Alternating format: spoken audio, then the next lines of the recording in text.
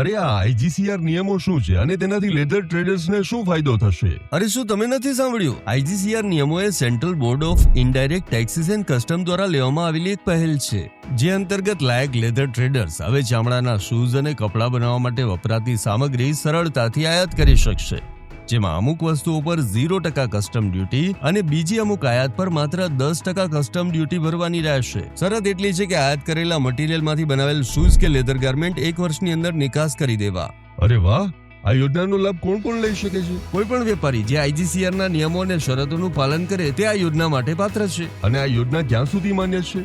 વેપારીઓ 31 માર્ચ 2028 સુધી આ યોજનાનો લાભ લઈ શકે છે. અરે વાહ, આનાથી લેધર ટ્રેડર્સને ઘણો મોટો ફાયદો થશે ને આપણા દેશની નિકાસમાં પણ વધારો થશે. તમારી વાત સાચી છે સર, જરા આ ફાઇલ પર નજર નાખો.